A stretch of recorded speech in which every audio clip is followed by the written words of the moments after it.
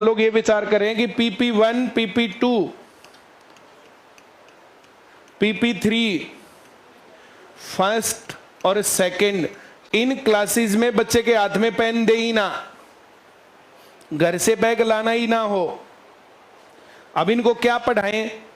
अब वो गिनती जो उनको PP1 में उनके पीछे पड़े रहते हैं, PP2 में उनके पीछे पड़े रहते हैं, PP3 में पड़े रहते हैं, तो नहीं आती तो मैंने अब तुम्हारा रिवाइज करवा दिया, क्या बिगड़ गया तुम्हारा? इनके हाथ में पेन नहीं देना।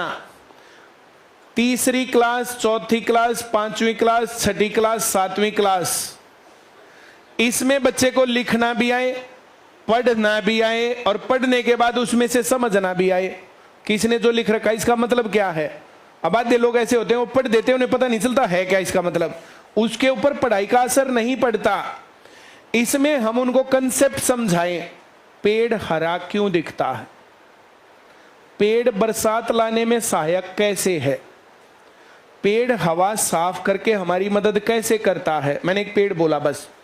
अब बरसात की बात करेंगे। बरसात क्यों होती है? अब पानी जब हम पोछा लगाते थे वो क्यों सूख जाता है? अब छोटे बच्चे को जितने कंसेप्ट वो अपनी लाइफ में देखे, वे सभी कंसेप्ट उसको बहुत बढ़िया तरीके से सिखा दे। अब उनको कभी चिड़िया घर ले गए तो हाथी, चीता, शेर, अब उनको बार बार दिखाना, उनको कुछ चीजें अलग अलग प्रैक्टिकल करवाना, ये सब बातें दिखाना। अब जो जैसे जो है टॉय शॉप होती है, टॉय शॉप, अब टॉय शॉप के सारे टॉयज एक कमरे में रख दिए जाए और उनको खेलने को मौका दिया जाए, खेलो। आज तुम्हें हाथी बनना है, हाथी ये, अब कोई भालू बनेगा, कोई बंदर बनेगा, वैसी एक्टिविटी करें। उनकी एक्टिविटी उनको टीवी पर ऐसे ये जो इंटरेक्टिव पैनल है इसके ऊपर निकाल करके दिखाएं, फिर वो वैसी एक्टिविटी करें। वो क्या खाते हैं, जंगल में कैसे रहते हैं, इस प्रकार की चीजें निकाल के दिखाएं। जंगल के आदमी कैसे रहते हैं, प्राचीन भारत में लोग कैसे रहते थे, किस प्रकार की चीजें, वो सारे कंसेप्ट उनको दिखाएं और समझाएं। यहां लिखना पढ़ना समझना सिखाएं। और 8वीं, 9वीं, 10वीं, 11वीं, 12वीं तसल्ली कर दें पढ़ाई की। बढ़िया पढ़ना भी आता हो, बढ़िया बोलना भी आता हो, खड़ा होना भी आता हो, चलना भी आता हो, रिप्रेजेंट करना भी आता हो, कोई चीजें ढूंढना भी आता हो, एक्सप्लोर करना भी आता हो। उनके अंदर इतना कॉन्फिडेंस होना चाहिए। उनको बताएं कि कनॉट प्लेस से ये सामान लेके आना है तो ये ना कहीं खो गया है। उनको सारा सोनीपत पता हो, सोनीपत के लोगों को सोनीपत पता हो, जींद के लोगों को जींद पता हो। आधे से ज्यादा तुम लोग ऐसे हो जिनको ये बातें नहीं पता थी कि बालूशाही किसकी बढ़िया है, गुलाब जामुन किसकी बढ़िया है। इसका मतलब तुम्हें शहर के बारे में कितनी बातें पता है, तुम शहर की कितनी कॉलोनियों में से गुजरे हो। जो खोजी प्रवृत्ति होनी चाहिए ना, जो बच्चों के अंदर साहस भरना चाहिए, वो सब मामला खत्म। तो बच्चों को जो है पूरी 12वीं क्लास तक यहाँ आते आते यहाँ एक पूरी अंडरस्टैंडिंग है, समझ है। फिर वो पढ़ेगा लिखेगा कुछ भी करेगा तो उसको समझ में आएगा सब कुछ। और फिर यहाँ पर पढ़ाई है, फाइनल पढ़ाई यहाँ है, पढ़ाने का काम। उनको थोड़ा कम थोड़ा ज्यादा जैसा भी रहेगा तो ये पढ़ाई इस ओरिएंटेशन पर चले। पेन चला चला करके एक लग रहा तो क्लास में यहाँ बैठा हो जो वो बैठा, उसकी उंगलियां देख लेना तुम, ऐसी उंगलियां बेचारे की, और सही से पेन ही नहीं पकड़ पाता। जिंदगी भर इसकी स्पीड नहीं बढ़ सकती, जिंदगी भर नहीं बढ़ सकती। तुम्हें अगर 5 बार मैथ करके जो स्पीड बढ़ेगी, इसका 25 बार मैथ करने के बाद स्पीड बढ़ेगी। इसका कारण क्या? कि इसके माँ बाप ने और इसके टीचर्स ने बचपन में ध्यान नहीं दिया और उंगलियां मुड़ गई ऐसे। ऐसे ही हमारे पास स्कूल में पढ़ने वाले बहुत सारे बच्चे हैं जिनको 2-2.5 साल की उम्र में जाकर के चल बेटा स्कूल। स्कूल जाना चाहिए पर स्कूल जाकर के खेल के वापस आना चाहिए। झूलों पर झुलाया, बॉल पूल में खेलाया, टॉयज की उसमें घुमाया। अगर कलर करना है ना तो वाटर कलर, उंगली घुसाई, नीली लाइन, दूसरी हरी में डाली हरी लाइन, तीसरी लाल में डाली लाल लाइन, पीली में डाली पीली लाइन, काले में डाली काली लाइन, फिर दिखाया अलग अलग रंग। फिर उसके फोटो खींचे, बड़ा करके देखो, छोटा करके देखो, फोन यूज करना, ये करना, ये काम होना चाहिए। पूरी एक्टिविटी को फ्रेम करके घर वालों को बुला करके सारा दिखाएं कि हमने आपके बच्चों को ये सिखाया है। क्यों? क्योंकि एक धक्का ही मारे ने तो बता 10 ताई गिनती भी ना आती, 10 ताई गिनती नहीं सिखानी वहां, और गिनती सिखानी तो ऐसे सिखानी। देखो यहाँ पर ये रहे 5 पेड़, काउंट करो 1 2 3 4 5 पेड़ गिन देगा। उसको जोड़ सिखाना है तो 5 पेड़ ये हैं, 3 पेड़ ये, टोटल काउंट कर, तब आएगा सीधी गिनती। जोड़ कहलाता है 1 2 3 4 5 और फिर 6 7 8, ये होता है सीधी गिनती जोड़। सीधी गिनती जोड़ किसको पता था तुम लोगों में से जो पढ़ गया यहाँ पर? तो जो ये स्कूल है ना, ये स्कूल जो इस प्रकार की बातें करते हैं, तो ये स्कूल उस तरीके के लेवल पर नहीं पढ़ा सकते, उस घिसी पिटी पढ़ाई से मामला गड़बड़ है। अब देश और पढ़ाई किस दौर में है, 5 बातें सुनना चाहिए तुम लोगों को, 5 बातें, ये नॉलेज है। अब पहले कुछ भी नहीं था, एक पढ़ा लिखा आदमी 4 बच्चों को पेड़ के नीचे बिठा करके पढ़ा देता। बरसात कैसे होती है, सीजन कैसे बदलते हैं, पत्ते क्यों गिरते हैं, तो ये नेचुरल पढ़ाई थी। और कुछ था ही नहीं, सिर्फ वो पढ़ाई थी, तो वे ही ज्ञानी लगेंगे। जो मैंने बोला समझ में आया? थोड़ी तेज बोलो। उसके बाद सरकारी स्कूल खुले। अब स्कूल में बिल्डिंग भी थी, टीचर भी था, 2 टीचर भी थे, तो उससे ज्यादा सिस्टमेटिक पढ़ाई हुई। पेड़ के नीचे पढ़ने वालों की संख्या खत्म हो गई, स्कूलों में पढ़ने वाले पहुंच गए। अब ये सरकारी स्कूल थे। उस टाइम पर और कुछ था ही नहीं, सिर्फ सरकारी स्कूल था, तो सरकारी स्कूल से ही कुछ भी होगा। उसके अलावा सारा क्या था, और कोई था ही नहीं, कुछ भी नहीं था। तो जितना इन्होंने पढ़ा दिया उतना ही काम चल गया। फिर ये अब क्यों पीछे हटे, प्राइवेट स्कूल आगे क्यों निकले? प्राइवेट स्कूलों ने सरकारी स्कूलों में जो कमी थी उस कमी के ऊपर ध्यान दिया और ज्यादा बेटर तरीके से पढ़ाया। उनको इंग्लिश पढ़ाना शुरू कर दिया और कुछ पढ़ा दिया। जब सरकारी स्कूलों में पढ़ते थे, कौन अंग्रेजी सिखाता था? 6ठी क्लास में हम लोगों ने 6ठी क्लास में अंग्रेजी बोलना सीखी थी। 6ठी क्लास में हम पढ़ते थे IMA बॉय, ऐसे पढ़ते थे। कलर्स नेम 6ठी क्लास में याद कर रहे थे। तो फिर इंग्लिश कैसे समझ में आएगी? हम जैसे लोग इंग्लिश में आती, स्पेलिंग मिस्टेक होती है तो क्यों होती है? अब मेरा ध्यान स्पेलिंग मिस्टेक पर और सही पर होता ही नहीं, मेरा ध्यान ही होता कि मैं तुम्हें कंसेप्ट कैसे समझाऊं।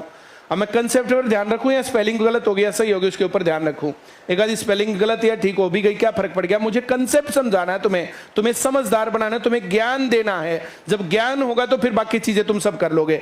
तो सरकारी स्कूलों से प्राइवेट स्कूल इसलिए आगे निकले। अब प्राइवेट स्कूल में पढ़ने के बाद कौन बच्चा सरकारी नौकरी लग जाएगा? पहला सवाल।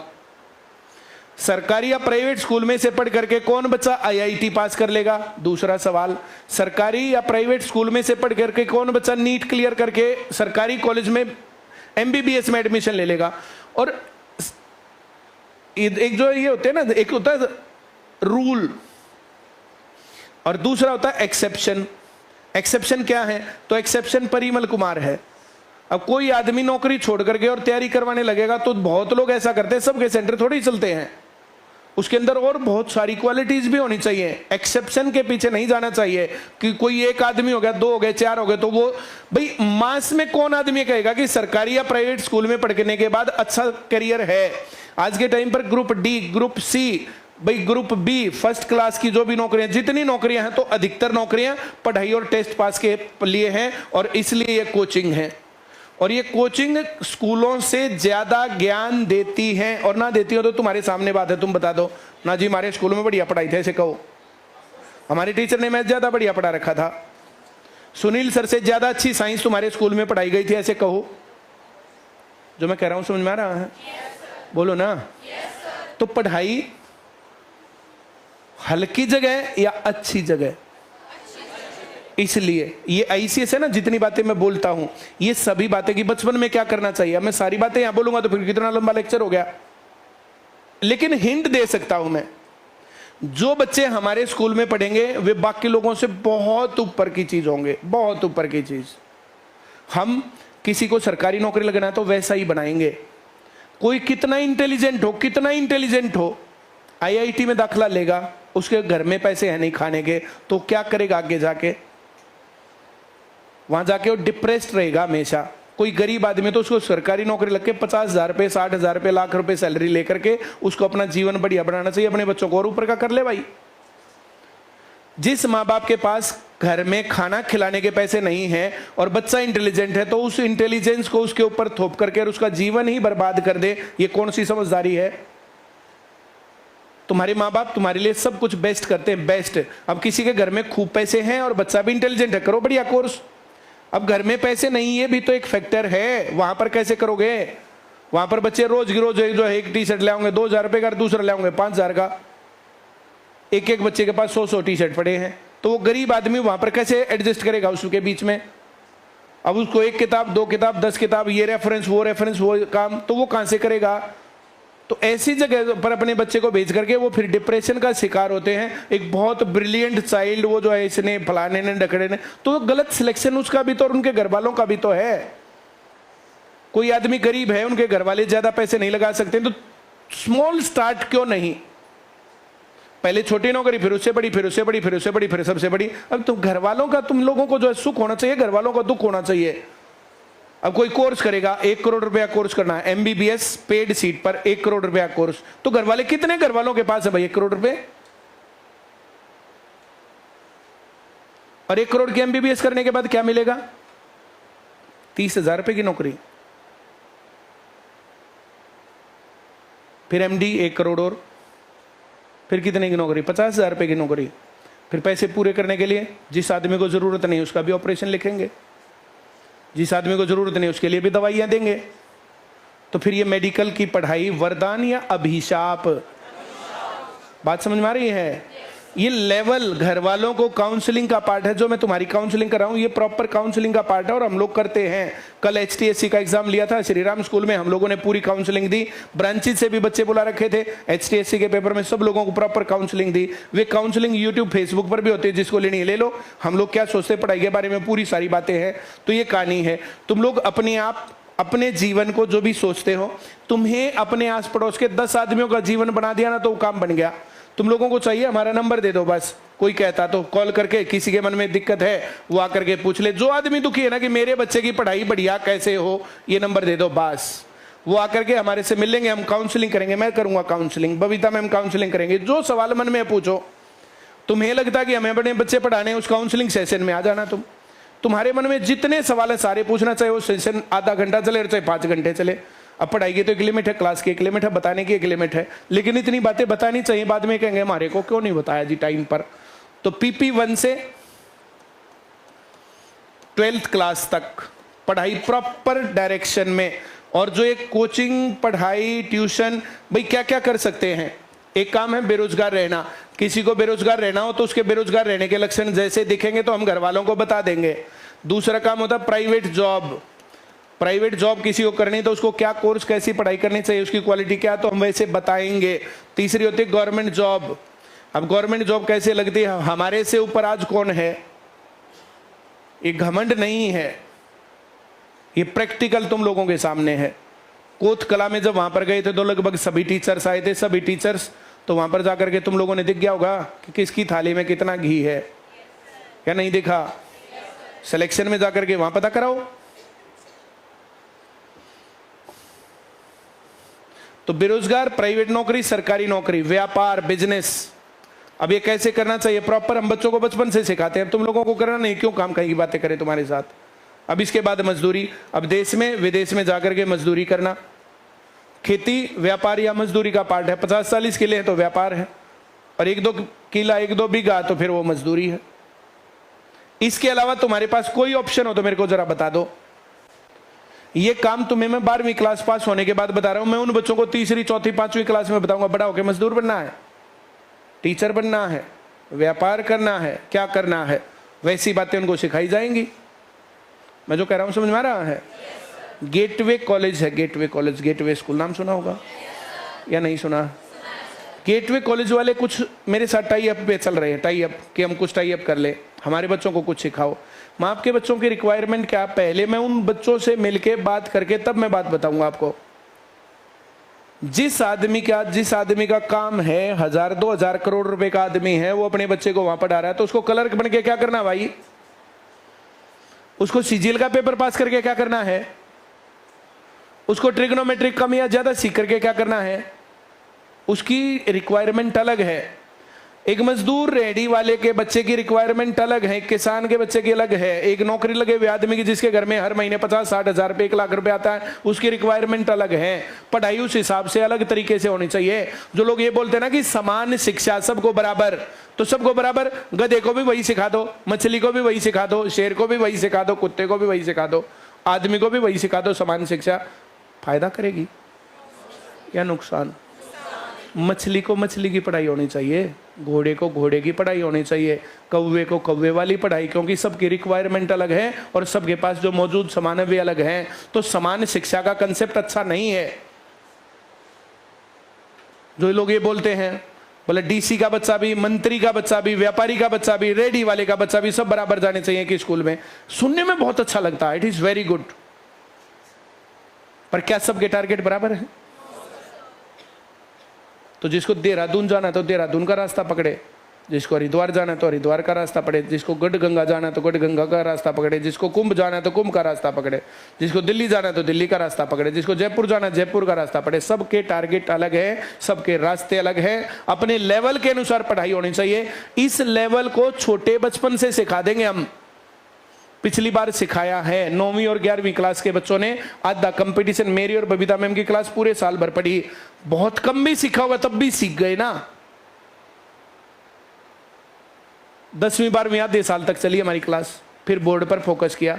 तो आज की रिक्वायरमेंट क्या, पढ़ाई की जरूरत क्या, उस हिसाब से पढ़ाई करवाते हम। ये कहानी है जो मैं कह रहा हूं, समझ में आ रहा है? और ये वहीं से आया था। सर अगर आपने स्कूल से पढ़ाना शुरू किया होता ना तो फिर हमारी 30 साल उम्र ना होती, हम भी 20 साल की उम्र में नौकरी लग जाते। 17 साल में 12वीं पास होती है, 17 साल में 12वीं पास करके कॉलेज में जाके बीए करके आगे क्या निकालोगे? बीएससी, बीकॉम, बीबीए, बीसीए क्या निकालोगे भाई?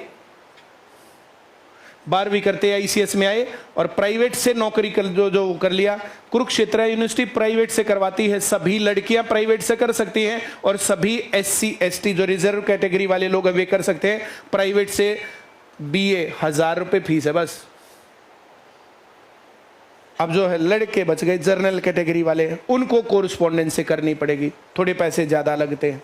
अब ये रूल मेरे हाथ में नहीं, मेरे को मत बोलना, जो मेरे पास जानकारी हो मैंने बता दिया। कुरुक्षेत्र यूनिवर्सिटी से प्राइवेट से बीए कोई भी लड़की महिला कर सकती है और एससी एसटी के लड़के भी कर सकते हैं, तो उनके पैसे भी ज़्यादा नहीं लगे। डिग्री वैया नहीं है, ज्ञान यहाँ से ले लो, डिग्री वहाँ से ले आओ।